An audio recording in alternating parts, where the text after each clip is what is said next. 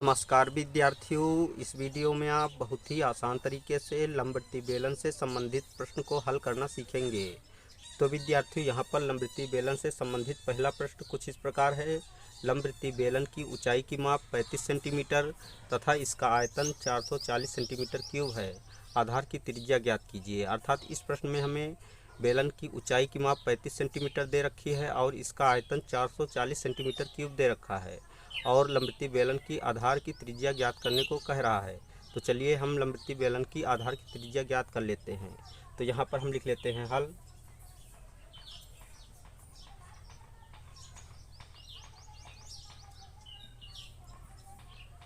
अब इस प्रश्न को यहाँ पर अच्छे से समझने के लिए लंबवृत्तीय बेलन का फिगर बना लेते हैं। तो यहाँ पर इस तरह का एक लंबवृत्तीय बेलन बन गया जिसकी ऊंचाई 35 सेंटीमीटर है। तो यहाँ पर हम स्मॉल h बराबर 35 सेंटीमीटर लिख लेते हैं, क्योंकि सीधी ऊंचाई को स्मॉल h से डिनोट करते हैं। बेलन की त्रिज्या r मान लेते हैं, अर्थात स्मॉल r मान लेते हैं। ये बेलन की त्रिज्या हुई।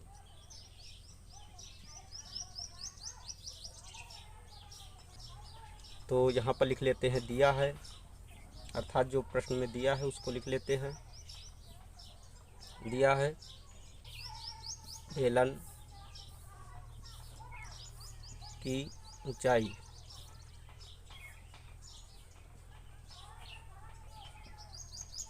स्मॉल h बराबर 35 सेंटीमीटर।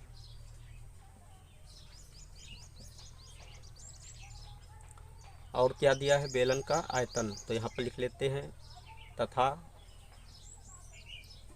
बेलन का आयतन बराबर 440 सेंटीमीटर क्यूब। हम जानते हैं कि बेलन का आयतन बराबर, यहाँ पर लिख लेते हैं बेलन के आयतन का फार्मूला। बेलन का आयतन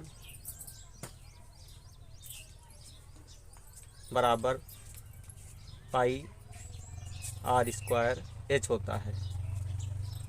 चूँकि बेलन का आयतन दे रखा है 440, तो यहाँ पर हम लिख लेते हैं 440, बराबर का चिन्ह लगा देते हैं। पाई का मान 22/7 होता है, तो यहाँ पर हम पाई के स्थान पर 22/7 लिख लेते हैं।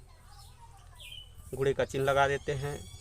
r ज्ञात करना है, अर्थात बेलन की त्रिज्या ज्ञात करना है, तो यहाँ पर हम r स्क्वायर को ऐसे लिखा रहने देते हैं। गुणे का चिन्ह लगा देते हैं। h का मान अर्थात ऊंचाई 35 सेंटीमीटर दी गई है, तो यहाँ पर हम लिख लेते हैं 35। अगले स्टेप में इम्प्लाइज r स्क्वायर को बाईं ओर रखते हैं और सभी को दाईं ओर ले जाते हैं। तो यहाँ पर 440 गुणे 7/22 गुणे 35 हो जाएगा।